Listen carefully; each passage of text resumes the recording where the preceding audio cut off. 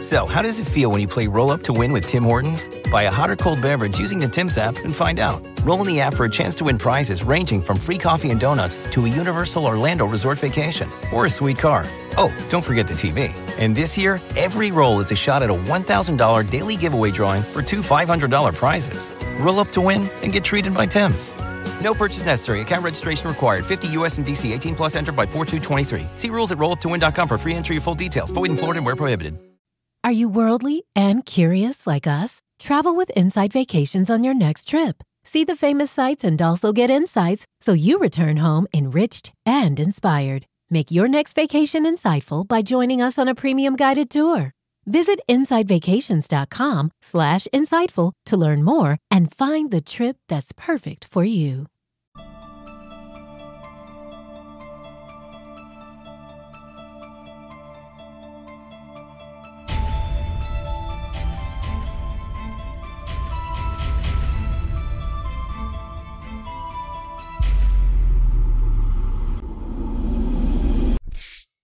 Hello, and welcome to another episode of Meta Sidekicks.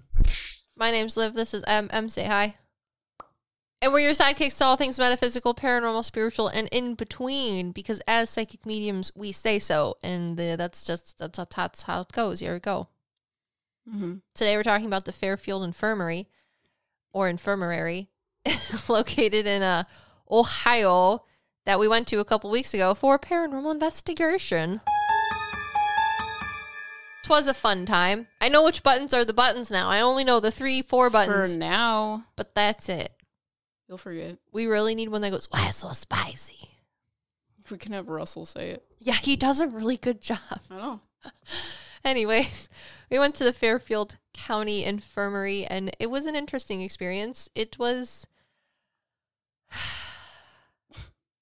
Yeah, I have to remember which dungeon was the scarier dungeon. This is the scarier dungeon. The dungeon on the top floor. Yeah. Yeah. I was trying to remember all of the scary places we've gone to. Well, technically, I thought you thought the jail place was scarier at Madison. Yes, but that's because the scary man influenced me so greatly that I had a PTSD mental breakdown. But that's going to be in the next episode. So if you want to hear about that, possibly, listen to that one. This one is the one with dark things. Yeah, which... scared Anthony. I think Anthony almost started crying. Yeah, Anthony really does not like this place. Yeah, which he is had hilarious. Nightmares immediately afterwards. Yeah, afterwards he asked me about how to deal with dark things. So, yeah. Well, it's because when we were driving away from this place, because it was like... Wait, I forgot about this. It was like a 2-hour drive back to our Airbnb. And it was the second investigation that we did in a row. So we're on 5 hours of actual sleep here. We're like half an hour away from the Fairfield place. And Liv just looks at me and she's like, do you see the man that's sitting next to Anthony? And I was like, yeah. She's like, that's horrifying. In our rental car on the way after the investigation. Yeah, and Anthony was like, is he associated to me? And I was like, A, that is not a question that you need to know the answers to. And B, he's not a man. And Liv was like, yeah, he's not a man. His smile is too big. And you'll figure out why that's important later. Y'all ever remember Crazy Steve from Drake and Josh? Yeah. How his eyes are way too big and his smile's just way too large. It's like from that one horror film that's called Smile. Oh, there's a horror film. Yes. Okay, good. It's when you smile, it's like people will hallucinate other people smiling really, really big, and that's just right before they die. Oh, wow. Yeah. I'm glad you didn't tell me that while we were driving. But it's horrifying. We made fun of him so that he would go away because Liv was like, this is horrifying. I hate it. And I was like, I like crack all of my fingers and I'm like, don't worry, I got this. We just have to make fun of him really bad. What did we name him? Well, we passed a street called Pickerington. I don't remember what you said beforehand, like Gilbert something. Yeah, no, we named him Gilbert Pickerington. Yeah, his name was Gilbert Pickerington. And it was Dilbert. Dilbert. Yeah, you're right. It was way worse. And he was just like the Tooth Fairy, except for taking your teeth away. He was the litter box fairy, and he took your cat's poop away. And at that point, he left. And that's how you deal with dark things, in case you were wondering. Yeah, dealing with the dark things on the top floor of the infirmary was way better than Madison Seminary because they're dark things, not human souls. Human souls can be way fucking scarier than dark things. Human souls are more dynamic, so they have more energy because the dark things need energy from you. So if you give them happy energy, it's like a cloud, you literally blow them away. But human souls are like, yeah, that's funny that you would think that, and then they sell you really horrible things because they're humans, so they belong in this frequency of existence, so it's easier for them to just not care about your damn jokes. And unlike dark things, they know, see, hear, and feel everything, so they know everything about you, which is way scarier than a dark thing. But yeah, Dilbert Pickerington, he steals your cat's poops in the night. We picked him up. He was our attachment for a few hours at the Fairfield Hospital. He rides a light-up, glow-in-the-dark rainbow hoverboard. But yeah. And he's in a tumultuous relationship with the Tooth Fairy because she also steals things from people, but he apparently gave Anthony nightmares because he went to sleep while we were doing that. He probably should have listened to us making fun of him, and then he would have felt better, but he was not doing so good. He doesn't like dark things. Yeah. I mean, if I had a tumultuous sexual relationship with the Tooth Fairy too, I would want to leave, but anyways. Yeah, dark things way better. Actual human souls, terrifyingly scary. But yeah, Anthony had nightmares from the Fairfield Infirmary. He was not doing good. At one point, I was like, do something. And he's like, I physically can't move. I'm about to pee. He's like, I'm going to cry. I was like, you're okay. It's fine. Everything's fine. Most people are afraid of dark things, especially when we can see them and we're like, that's a dark thing talking. Other paranormal investigators probably have no idea. But we're just like, yeah, there's a dark shadow over there. I mean, maybe it was the chains rattling on the walls. And also me telling them that they were little children with big smiles probably also screws someone up a bit. Anyways. But on to the history. Let's get into it.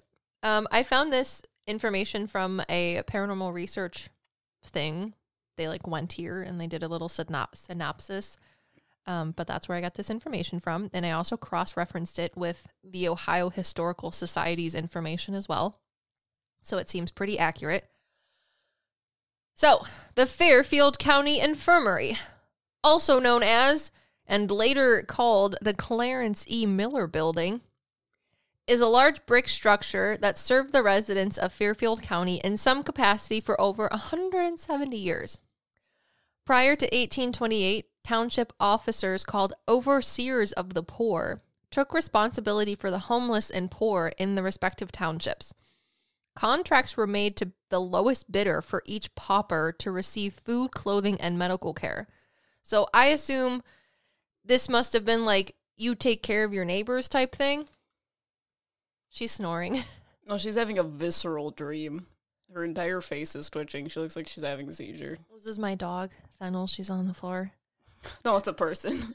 It's a visceral dream seizure. You ever think about that? Why people don't look like that when they sleep? Just my husband says I do.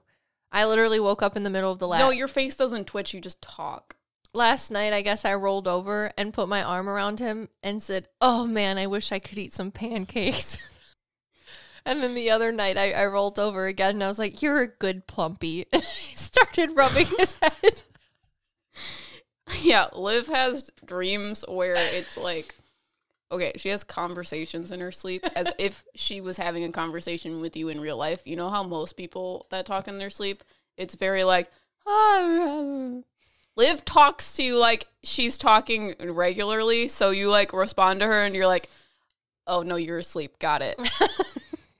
Dude, I watched on TikTok, there was this TikTok that was talking about how this person did a sleep study and they weren't actually sleeping during their sleep study. They were having hallucinations instead. So they are the ones that have visceral dreams, but they wake up tired. That's me. So I thought about you. Wow. Because I was like, oh, is that what's happening to Liv? She's just having hallucinations instead of being in REM sleep. That would make a lot of sense because I am exhausted and I will be asleep for, quote, 9 hours and I'm so tired. It hurts me.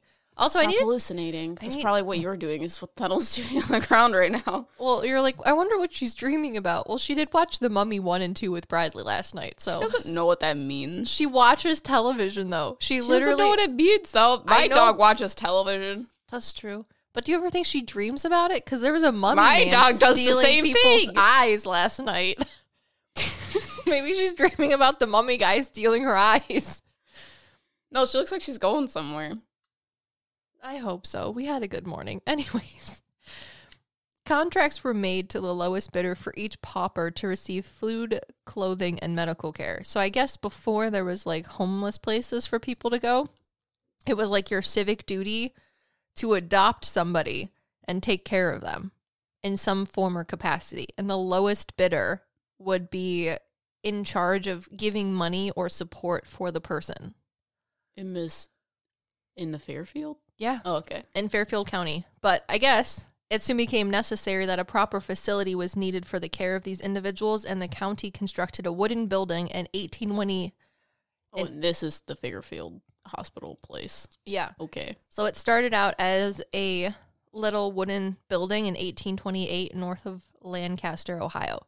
So before this building, you just like bid to take care of homeless people. And they were held somewhere or lived with you or something, and people gave them things. Interesting. And this guy was like, hey, Harry got drunk again last night and doesn't have anywhere to live. Who wants to take care of him? Someone would be like, ah, fuck it. I'll give you 5 cents a day for him. And they're like, great, that'll give him enough bread so he can continue doing whatever it is that he does. Great. But there was too many of those people, like Henry, I don't remember what I said. So they built this building in 1828 north of Lancaster. How we're bad at names. Yes. Don't remember the names that we give our theoretical people to. Correct. Right. This building soon filled to capacity and a large brick building replaced it in 1840. The building was expanded again in 1865, and numerous outbuildings were constructed to serve various purposes, including laundry, tenant house, storage, and farming facilities. A farm was established across the road from the infirmary to help sustain those living there, and in 1917, the infirmary farm brought in a total of $4,300 from the sale of its crops and livestock. Natural gas lines were run to the infirmary in 1917 to provide lighting and heat, and in 1926, 3,857 feet of pipe was laid to provide water to the infirmary, which previously relied on a natural spring and underground groundwater. The infirmary didn't see electricity until 1958. I'm bad at history. I don't know what that means. So, you seem amazed by it. So, all right, the 1950s is like when your grandparents were born or your parents. Okay. Yeah. So these people didn't have electricity until your parents were born. Sounds like fun. Sounds freaking horrible, my guy. Dude, I don't know. It wasn't until 1917. Okay, no, let's see. It wasn't. I mean, they didn't even have heat until like the 1900s. And this place was built in the 1830s. Makes a lot of sense. So they didn't have any electricity. They didn't have any running water. And they didn't have any heat until almost the 1900s. And it was built in 1828. So they just had fireplaces and torches and a spring that ran underneath their morgue. Were there fireplaces in there? There has to have been. I don't remember.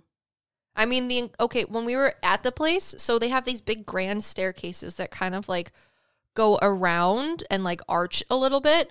And then there's these giant freaking walls, just plaster walls put somewhere. Those weren't originally there. That was open. So those like plastered stairwells is what they call them, like enclosed stairwells, weren't put in until like a lot later. Yeah. So it was just open and cold as shit and dark. Yeah. That's why people froze to death here. Dude.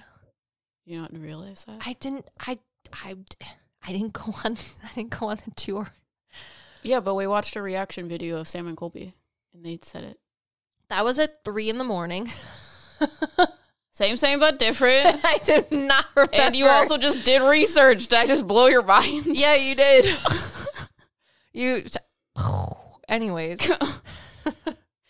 So this building soon filled to capacity, and they had all of the pipes laid to provide water, and the infirmary didn't see electricity until 1958, even though it was opened in the 1830s. Crazy. So the population of the county poorhouse, which is actually what people referred it to. The poorhouse? They referred it to as the poorhouse. Interesting. Yeah. They called it the Fairfield poorhouse, or just the poorhouse if they lived there.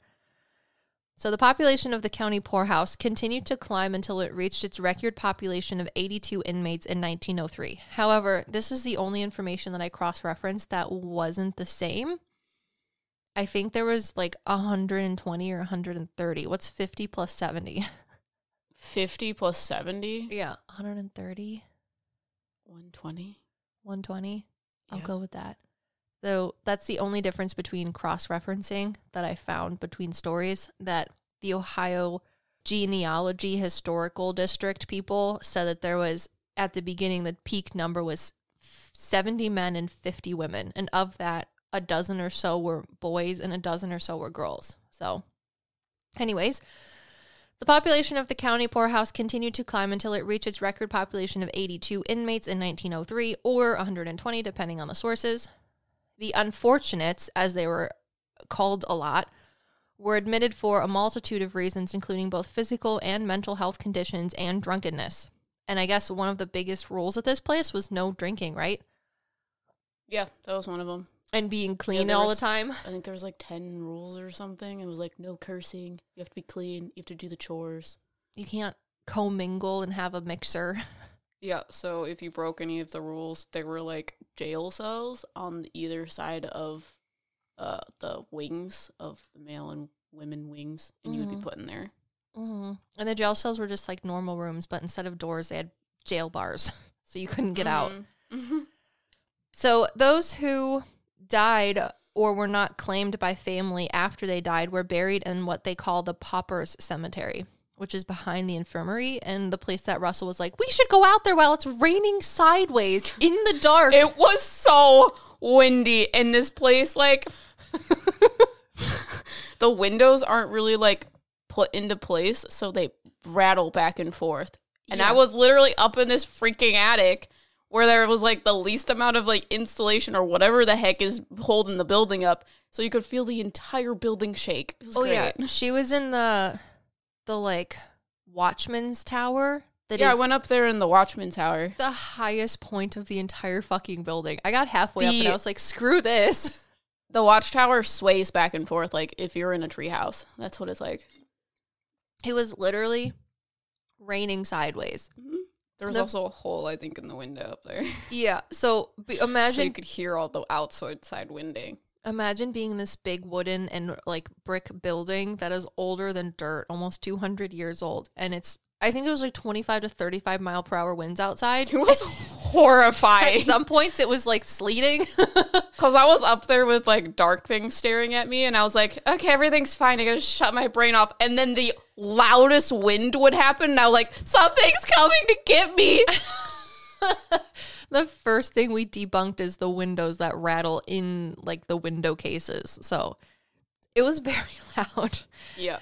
So most of the video is us going, those are just the windows rattling. Don't come for us in the comments because it's literally raining sideways. There's a tornado outside and Russell wants to go have a fucking seance in the cemetery. No. Yeah.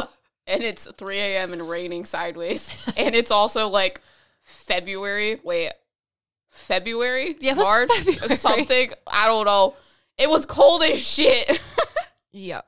So, anyways, those who died and were not claimed by family were buried in the pauper cemetery behind the infirmary, along with unknown travelers and those who couldn't afford a plot in a cemetery elsewhere. So the majority of burials are unmarked and only a few have tombstones standing today. So let's get into the deaths and tragedies that are documented. However, documentation was not people's forte back then, so there's not a lot of it. I was able to find in the Ohio Genealogy Society's website where they had compiled an entire database basically of death records from the infirmary. And the article's first sentence reads, The Fairfield County, Ohio Infirmary records 1848 to 1910. The death records from the infirmary records 1911 to 1980. Published in 1994, 128 pages. And the title of this death record is Paupers in the Poorhouse in Fairfield County, Ohio. That is the title as inscribed on the first page of the record journal kept by Superintendent Samuel Fetters in 1848. It's literally what it's called. Weird. Yeah. So I couldn't find anything else because I had to pay to read the rest of it. So if you guys want to find the death certificates of all of the people from the Fairfield Infirmary from 1848 to 1910, you can go on the Ohio Genealogy Society's website and pay like $9 or something for it. But I just thought it was interesting that they called them paupers in the poorhouse. Yeah, that's weird. Sounds like a Brothers Grimm. Sounds like popcorn chicken. Poppers. Oh, all right. So as would be expected, death was a normal part of life, and while many died due to medical conditions or old age, there were a few tragic deaths that could be found through research. One such instance occurred on March 22nd, 1929, when 73-year-old Jane Householder was burned alive after she opened a gas stove and caught her clothing on fire. 2 attendants heard Miss Householder and smothered the flames with 2 rugs. A doctor was summoned to the infirmary to care for her, but she succumbed to death 9 hours later. So, yeah, the tour guide said that they made their clothes out of polyester or something, and it is very flammable. mm-hmm. So it was a bad time, but we were standing at the end of one of the wings, and I like saw this lady standing behind us because we were like next to the doll room, to which I realized that now you guys went to the wrong doll room. Because why are there multiples in one building? I don't know, but this lady was telling us about the doll room, and I was like, there's a lady standing behind us. And then she tells the story about the lady that her dress caught on fire. So you were talking to her, weren't you? Yeah, we thought we were in the right doll room. 1 second. She's opening an applesauce. I'm really hungry. I'm pregnant. Leave me alone. So we were in what we thought was the real doll room, but we weren't. And we were up a level, which is hilarious because Russell knows about it because he was on the tour, but both of you were just, nah, okay. Yeah, he took me to the wrong spot. It's fine. Well, it's right above the place we were supposed to be. What were you talking about in there? Because you were like, there's a dark thing. Usually I go to the, like, was it the room that you were in, like, upstairs, or was it the actual doll room in this room across from the doll room? They were talking about the rooms downstairs that we did not. But you thought you were in. Yes. Okay. So they were talking about the right ones. We were just in the fucking wrong room. Because I trusted Russell and he was too excited about going outside to be worried about being inside. So anyways, which would make a lot of sense because I kept asking her. I was like, okay, if this isn't her room, but this is the doll room and her room is right across the hall from us, then why doesn't Jane come up here? And it wasn't until halfway through our like investigation session that Jane showed up, which makes sense because we're on the fucking wrong floor. Yeah, because we like went to go take B-roll after we did our investigation, and I walked down to the doll room and I was like, the doll room is over here, and Russell was like, no, it's not. And I was like, I go into this room and there's dolls in the middle of the room, and he's like, oh yeah, Liv was asking why there wasn't dolls in the middle of the room when we were doing our investigation. And I was like, yeah, because this is the doll room, because I remember very specifically the painting in the room across because I saw a lady in front of it. So yeah, this is the doll room. You were in the wrong place. So it makes sense that we were talking to a little boy first, a man, and then Jane. Because I was like, why doesn't she just talk to us? She's like right there, right? God damn it. Anyways. Yeah, the tour guide said that she would follow us around because she likes to talk to mediums. Mm-hmm. She is very nice. She's like, she's one of those old people that scares the younger people because she has a lot of energy, and she's like, whoop, I got your nose. And just like, back in my day. And you're like, please don't. And she's like, no, come here. I got something for you. And then she steals your nose again. Like that type of energy. She has a lot of things to say. She's got a lot of moxie and a lot of spunk. But anyways, The place is also now used in addition to paranormal investigations, but as like a haunted house, I guess. So the current owners will dress it up to make it look scary and then have people like walk through and get spooked. But joke's on you because you don't need that. It's already scary. So in her room specifically, or what is said to be Jane Householder's room, there are, I guess, according to Russell, people that change in that room because it's the costume change room for the haunted house, or one of them. Yeah. And people will see her in her dress, like, come out of the closet or whatever, almost on repeat, and she won't interact with them. And she's like, that ain't me. That's a dark thing. And I was like, oh, that's nice. We're not going in that room. She's like, yeah, you shouldn't go in that room because it's scary. She's like, I don't have to be in that room for you to talk to me. It's weird. Neither do you have to be in that room. I know. Jesus Christ.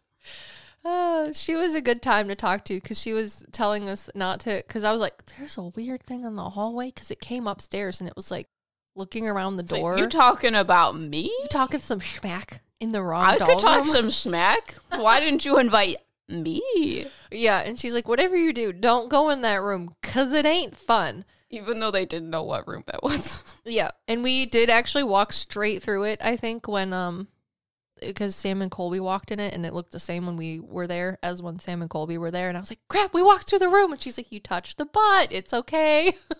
Jesus Christ. So that was a good time. Anyways, in 1924, continuing on with the deaths and tragedies, a crazed inmate attacked the infirmary superintendent while working in the fields across from the infirmary. So the man suddenly rushed the superintendent, striking him in the head with the bar he had been using to stack hay. And fellow inmates, because they called people inmates in the poorhouse, came to the superintendent's aid and sued fellow employees captured the attacker. No one said anything about whether the superintendent died or not, so I'm assuming he was fine. It was a mere flesh wound. He's going to go for a walk. But this is the place with the morgue, right? Yeah. Okay. We're going to talk about it. Great. So it also is claimed that there are several suicides that took place at the poorhouse, although there's no documentation to support such claims. Now today, the farmland across from the infirmary was sold to Ohio University in the mid-1960s to establish a remote campus there. The infirmary's population continued to dwindle until just 16 residents remained when the facility closed for good in May of 1985. Those remaining residents were sent to nursing or foster homes. The old infirmary was remodeled in 1986, adding a sprinkler system, enclosed stairwells. That's when those stairwells were enclosed, which is interesting to me because they're like, safety is important now. Emergency lighting and a fire alarm to accommodate the county offices. The building was rechristened, which is interesting. The Clarence E. Miller Building, named for the later former congressman, and served as the county's health department for the next 27 years. So by 2011, the building was literally falling apart with mold, crumbling walls, loose bricks, and other concerns. A study showed that the facility would require over $4 million in renovations to resurrect it. So the health department decided to move to a leased modern facility office in late 2013, and the old poorhouse has been vacant since. So here are the ghosts, the parts you've been waiting for. 92% of households that join Peloton early in the year are still active a year later. Yeah, if you like cycling to EDM. Not just EDM. Try cycling to Broadway hits, take a scenic hike in Iceland on our treadmill, or row to some 80s jams. Because I have so much free time. Whether you have 30 minutes or just 5, Peloton can fit any schedule. 92% stick with it. So can you. Try Peloton tread, row, or bikes risk-free with a 30-day home trial. New members only. Not available in remote locations. See additional terms at onepeloton.com/home-trial. So, how does it feel when you play Roll Up to Win with Tim Hortons? Buy a hot or cold beverage using the Tim's app and find out. Roll in the app for a chance to win prizes ranging from free coffee and donuts to a Universal Orlando resort vacation or a sweet car. Oh, don't forget the TV. And this year, every roll is a shot at a $1,000 daily giveaway drawing for 2 $500 prizes. Roll up to win and get treated by Tim's. No purchase necessary. Account registration required. 50 U.S. and D.C. 18 plus entered by 4/2/23. See rules at rolluptowin.com for free entry and full details. Void in Florida and where prohibited.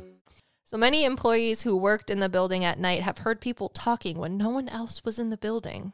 You mean by the morgue? Probably. Lol. You want to talk about it? Because I put the morgue and the AVP resonance from the underground spring. Do-do-do-do-do-do-do.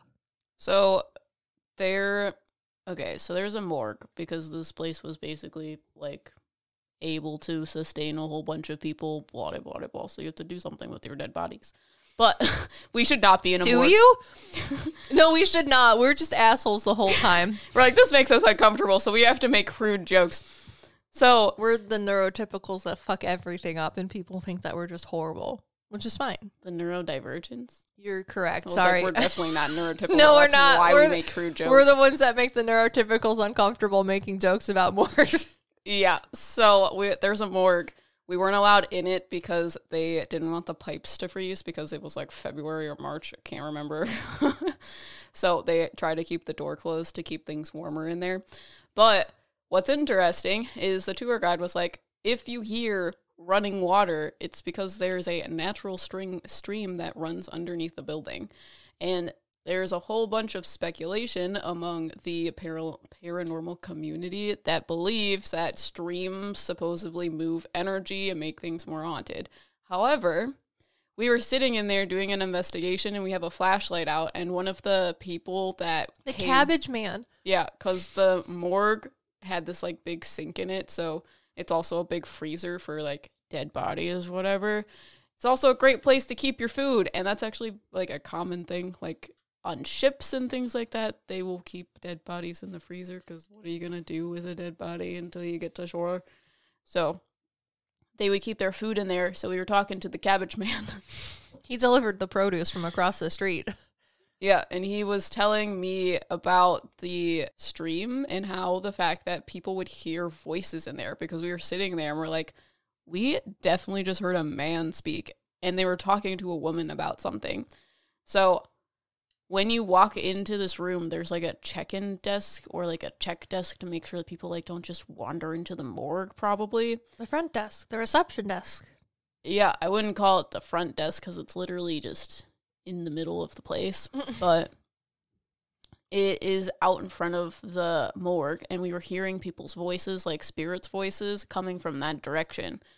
So what this soul was explaining to me, because I have synesthesia, so they could visually show me what the sounds were happening, because I can see the sounds.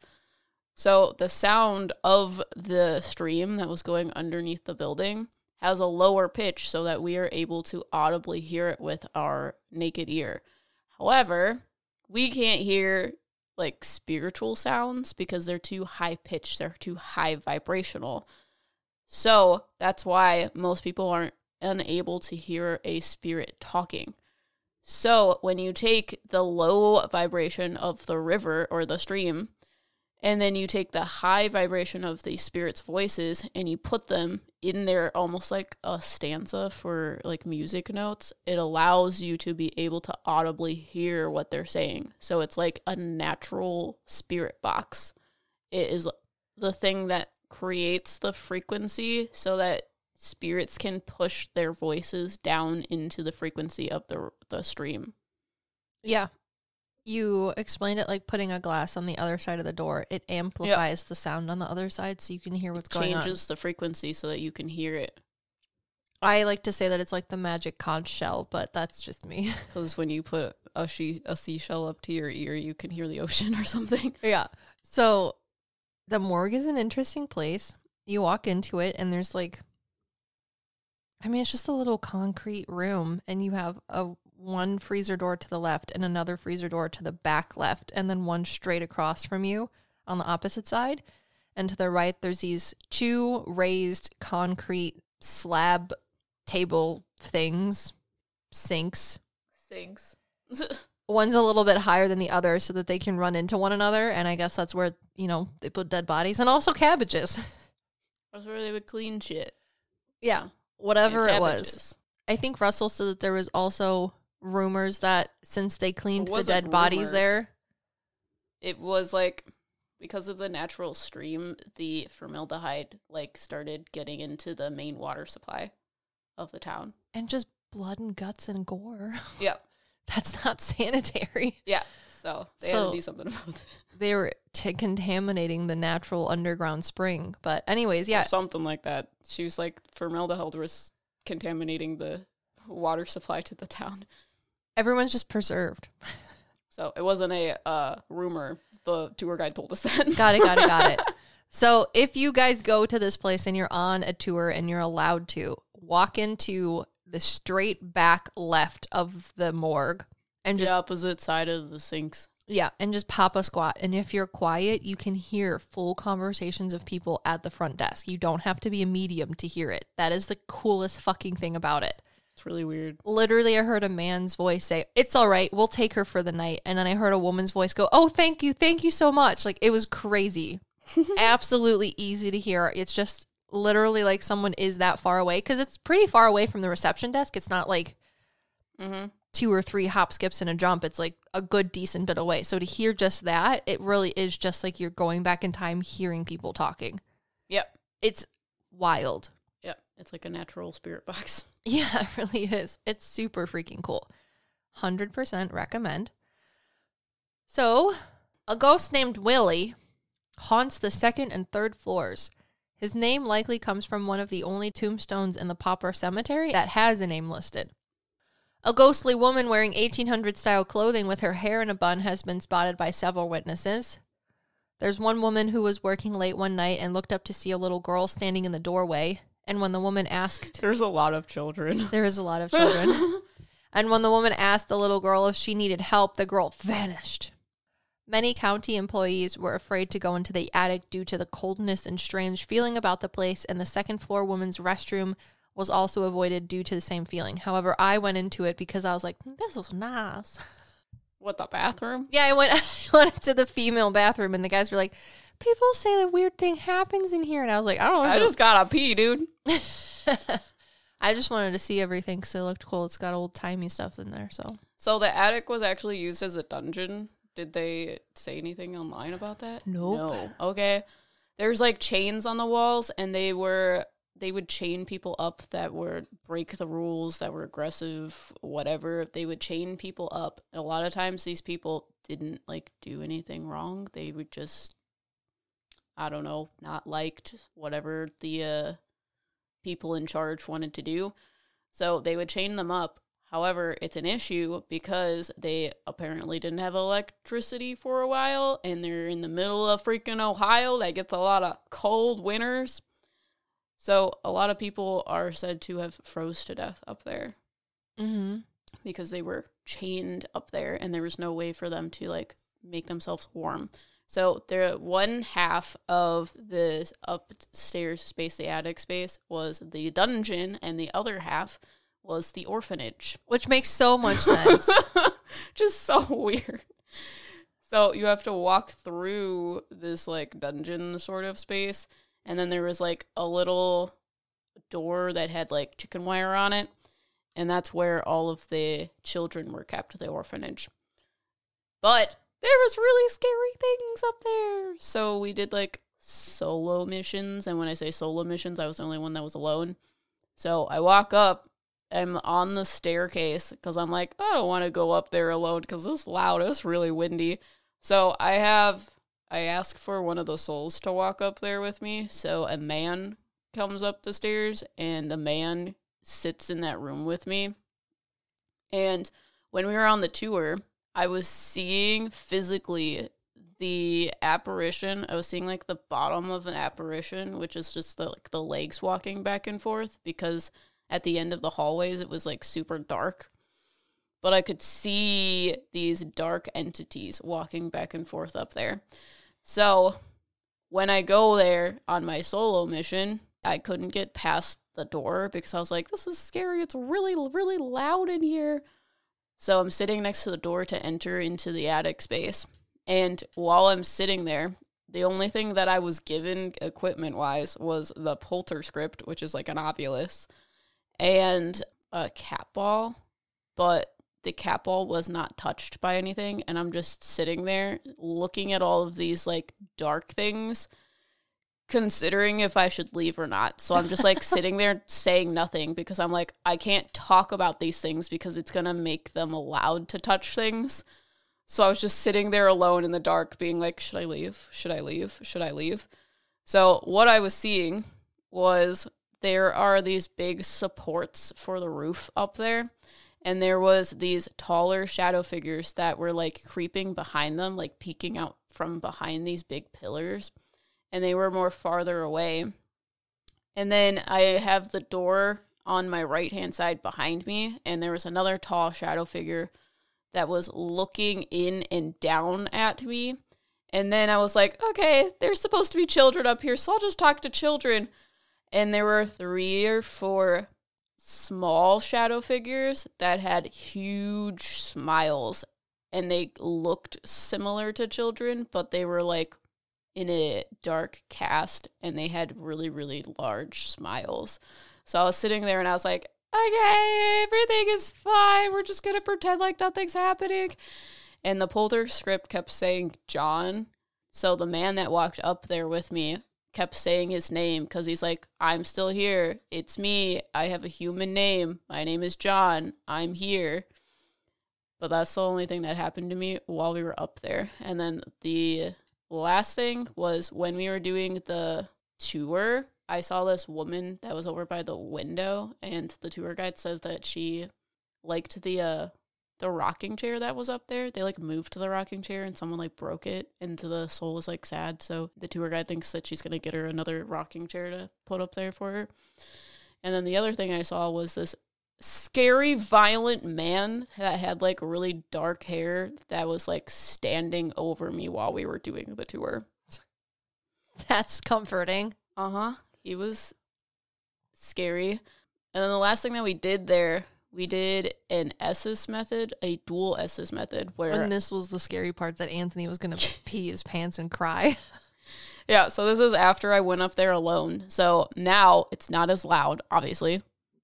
Obviously, the scariest part had to be when I was up there alone. So we did a dual Esses method first, and I was on the one side of the attic with Janelle.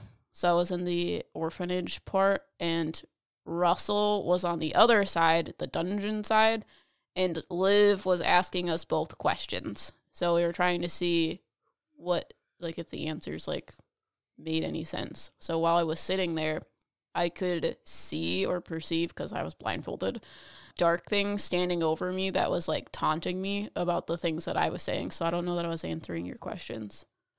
I think it was just, like, trying to scare me. I think Russell said he felt something standing over him, too. Interesting. Yeah. So Em and Janelle were on one side over by the orphanage, right? Yeah, we were in the orphanage area. We were on the side where they would have people, like, keep people. And then there was also an area behind us that is where the chains are for where they would chain people up. It's more of like a T, kind of.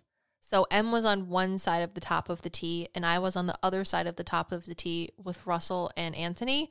And then the part that makes the stick of the T is where there was more chains for people to be chained up. Mm-hmm. And then in the middle of that, where the two, like, are adjacent to one another, is where the superintendent would stand in that watchtower that Em said was super shaky. Yep. So they could watch everybody out in the fields and make sure people were doing what they were supposed to be doing. Yeah, so what was Russell saying? Well, I don't know what you were saying, but... Well, I know. Janelle... I'm asking you what Russell was saying. Well, the only people that were supposed to be asking questions was me and Anthony. Yes. So Janelle was just quiet, videotaping you. I was trying to videotape Russell. Anthony was standing behind me. He had my 6, and he had the music box behind us. In the music box, the Polter tune kept going off. No, it wasn't the Polter tune. We had a new music box. Okay. Music box. Well, the music box kept going off, and it was annoying because I was like, can you please stop doing that? I'm trying to ask questions, and it was already so windy up there. It was very, very windy, and the wind, there's like these big windows, almost like glass windows that you can like pop up and out to have sunlight come in that are up there, and those were shaking and rattling, and I was like, this is weird. So we're just sitting there, and I was asking questions like, how many souls are up here? How many spirits are up here? Are there any children? What's your name? What did you like to do here? And every time I would ask them what its name was, it just kept saying, it's me. It's me. It's me. And I'm like, what the fuck are you talking about? And the whole time I could see and feel like the little things that you were talking about coming out from behind the brace support beams, you know, because they like come from the floor and then go up. Yeah. And I was like ignoring these. Anthony's behind me. And Anthony's like, I don't feel very well. And I was like, well, why don't you ask some questions? He's like, I can't ask any questions. He's like, I'm too scared. Oh my God. And I was like, Anthony, look at me. I need you to not be scared. And that's when the thing that was standing behind Russell came up next to me, like whoosh, and was like, it's me. Bitch. It's me. Brittany, bitch. And I was like, no! You mean it's Brittany? So the reason we kept getting these weird things is intermittent in between people that were just transiently talking. The fucking demon was telling us that its name was me. That is what it calls itself. And I didn't... because we switched after a while, and that's when Anthony and me were doing the S's method. And it was the same. And you kept asking me the same question, and I just kept saying, it's me, it's me. Yeah. It's me behind you. Yeah. Because it wasn't near me, it was near you. Yeah. It switched because it went from Russell to me, and I was like, God damn it. God dang it, Bobby. And then Brittany. I'm sure you can probably hear it in the video, and I wasn't paying attention to it when it was happening because I was trying to push my energy out to get whatever children and weird things were making the music box go off, knock it off so they could like hear Russell and hear me because it was so windy up there. I'm like, I don't need another noise. Like, get the music box. And I was like, Anthony. Yeah, that audio is going to be absolutely horrendous. I was like, Anthony, can you get that? And he's like, I'm not going back there. I can't even move right now. And I'm like, okay, nothing's helping. Well, Anthony was with me. He said that he couldn't do it or something. I don't know. He like got up and I could feel the floor move and I was like, ah! And then he like walked away and I was like, okay. Well, during all of this, I thought with the wind and the windows moving and everything, because it was so windy there, that the chains moving on the walls and the other part of the building, like the T section I was telling you about, was just from the wind. And Em's like, no, because I was up there when it was windier. And that I did not hear any chains. It literally sounded like the Ghosts of Christmas Past chains rattling. And I just was ignorant to the whole time until afterwards.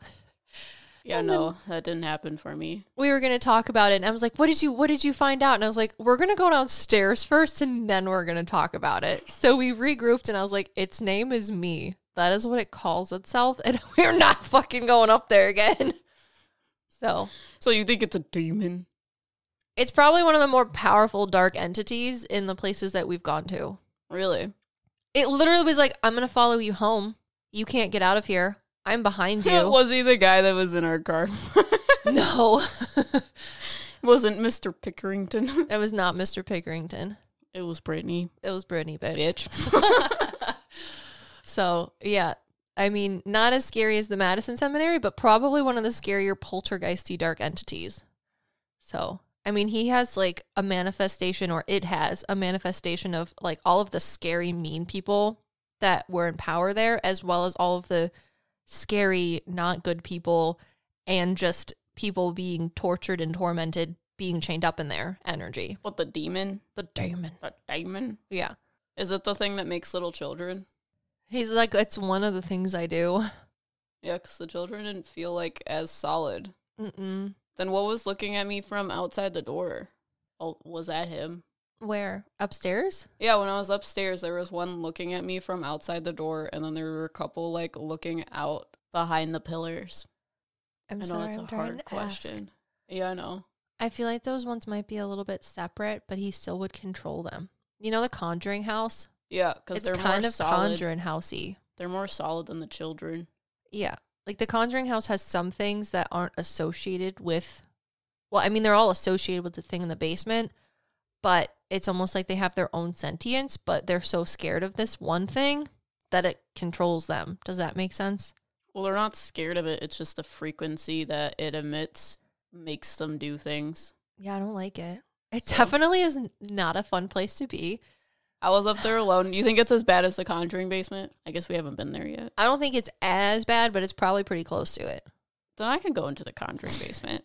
As long as I have pizza, which is going to be hard because there's nothing around that place. No, alone. Well, it's a farmhouse. I don't care. I want pizza. Yeah, there's nothing around the Conjuring house, which makes sense because it's literally a farmhouse. But eventually, we'll be able to go there. But I'm trying to convince Liv that we don't have to have 2,000 patrons because I think it'll get us 2,000 patrons. Only you have the ability to give us 2,000 patrons. And if you're interested in that, there's a link in the show notes. What else do you have to say about the Fairfield Infirmary? This is where we talked to that woman. Is this Margaret? Mm-hmm. Because that was the same place. Because, okay, when we're on the tour, we're walking down I think it's the women's corridor, the women's side. Was Margaret here or was Margaret at the Madison Seminary? I think it was this place. So we're walking down this corridor on the women's side when we're doing the tour. And that's when I hear this, like, ear-shattering scream, like, halfway down the corridor. And the tour guide goes on to tell a story about a lady, because I was like, well, I just passed like one of those rooms and I heard a woman screaming, and she was like, oh my God, I had a very similar experience where I heard a woman screaming in here. And that's when I started like trying to talk to her, and I put like flashlights and cat balls, and I've been trying to figure out what her name is. And that's the lady that we were talking to. Yeah. And her name is Margaret. I think she was in room 314. I don't think there is a 314. 214. It was something about the number, because she was next. She was telling us that her name is Margaret, because she told me Princess Margaret from The Crown. And she had a friend there whose name was Anne, and Anne had blonde hair. Margaret kind of looks like the lady who plays Beatrix from Harry Potter. Okay. It's kind of what she looks like to me. Only her face isn't as like Welshy. It's like longer. But she has big hair, and it's brown. Thank you, Fennel. I don't know if you guys can hear her snoring. Anyways, and she said that she had a friend named Anne, and the reason she was there is because her husband died, and no one would like claim her, and she didn't have anywhere else to go. So the rest of her family kind of just like left her out, and she's like, well, I guess I gotta go here. And she was only there for a couple years until like a great aunt or something figured out that she was there, because she was writing to like family members to be like, can someone please get me the fuck out of here? Because back then women didn't have rights. And if your husband died, you weren't owned by anybody, and you didn't own anything. So someone had to own you, whether it was a son or a brother or an uncle, somebody had to own you, and no one claimed her. So I think she was there, did she say 4 or 5 years? Yeah, something like that. Something like that, until one of her like aunts or like distant family members came and got her, and they were very well to do. So she was like, peace. But when she was there, I think the reason they hear her scream is because there was girls on like women on either side of her, and one across the hall from her too, that were like super annoying, and she just did not like them. And she's like, can you please move my fucking room? I don't want to be near these people. Yeah, the room that you thought that she wanted to move to is the one we couldn't find. So So yeah, that was her. And then also down that corridor, I forget what the tour guide was talking about, but I just remember seeing this really tall shadow figure. Maybe that's the thing that you're thinking is the demon. But I saw this really tall shadow figure, and I tell her about it. I was like, oh, what you're talking about, because I forget what she was talking about. It was like this really big shadow figure. I see it like walking like from one door to the other door. And she was like, how big is the shadow figure? And I was like, well, his head goes over the door frame. And then she goes on to tell me that people see a 7-foot tall shadow figure in this place. Yeah. Is that the demon? I think that's what Jane was telling us about. Yeah. Got you. Gross.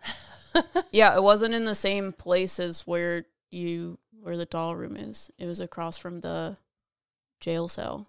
I think that's where I saw it. I don't remember. No, you weren't.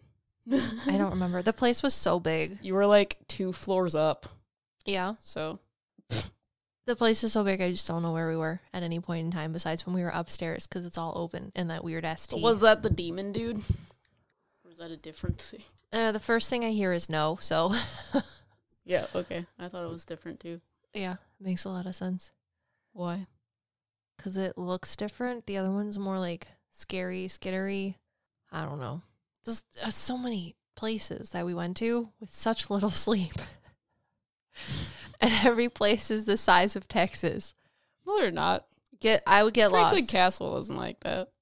That's true. It was a little bit easier to figure out where you were. The only reason why I remember the difference is because I went on the tour, so I remember that girl saying things. Yeah, Yep. I sat downstairs and talked to a little girl that was like, my mom and I lived here. And I was like, that's nice. And there was a lot of people are like, what are you doing? Why are you here? Who are you? And I was like, this is not helpful information. Aren't you a soul? Can't you figure that shit out? Yeah. I just remember feeling very scrutinized while you guys left to go on the tour. And then your tour guide was like, Marco, here, snipey snipe. And I was like, what is going on? Am I missing something fun? Yeah, because we heard people walking around. It wasn't the windows. It was me at one point because I got bored and freaked out by people just going, why are you sitting here? But it wasn't you.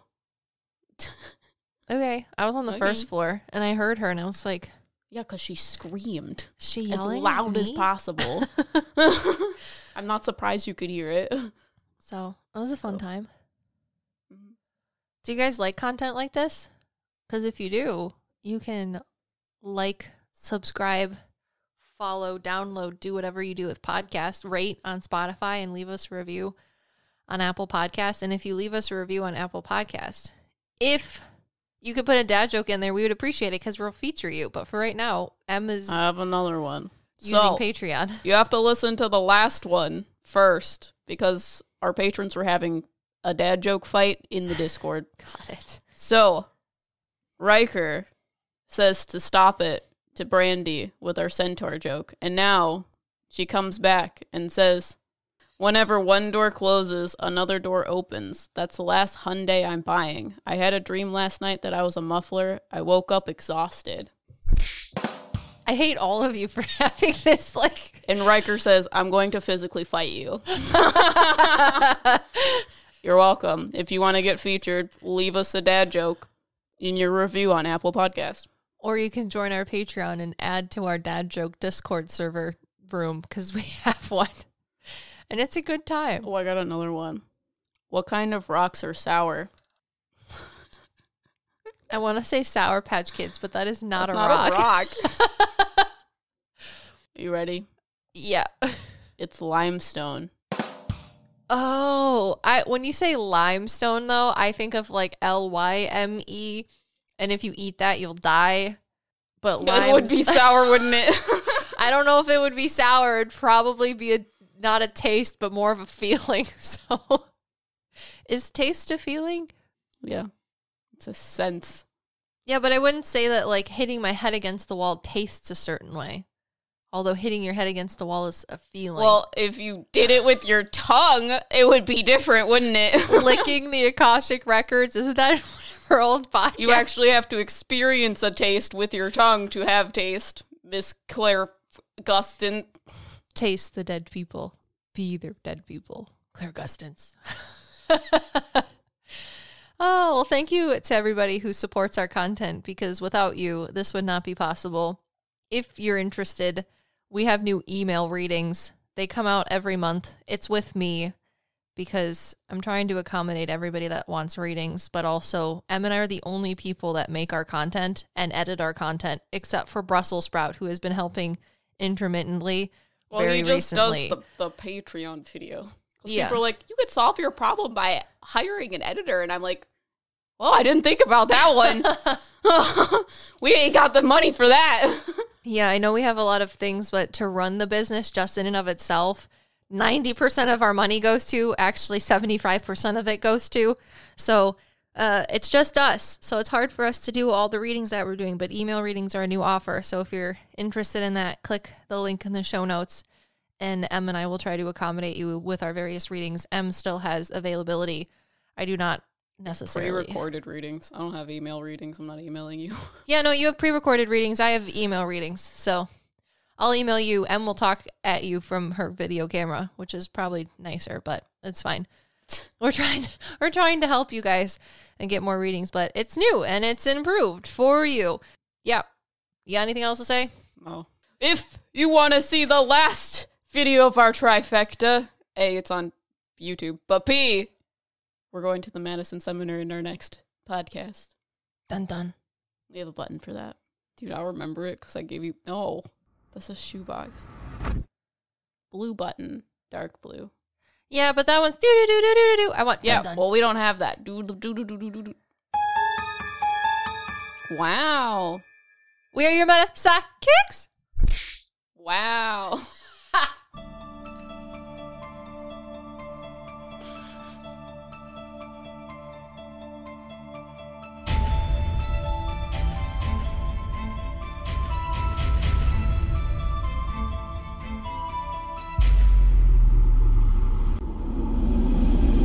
Dude, that attic was scary, but I think I could do the Conjuring basement. So it can only be you. You can cause my fear of being in the Conjuring basement alone by becoming a patron. To learn more about Patreon, visit the show notes. I need a sandwich. So, how does it feel when you play Roll Up to Win with Tim Hortons? Buy a hot or cold beverage using the Tim's app and find out. Roll in the app for a chance to win prizes ranging from free coffee and donuts to a Universal Orlando resort vacation or a sweet car. Oh, don't forget the TV. And this year, every roll is a shot at a $1,000 daily giveaway drawing for 2 $500 prizes. Roll up to win and get treated by Tim's. No purchase necessary. Account registration required. 50 U.S. and D.C. 18 plus entered by 4/2/23. See rules at rolluptowin.com for free entry or full details. Void in Florida and where prohibited.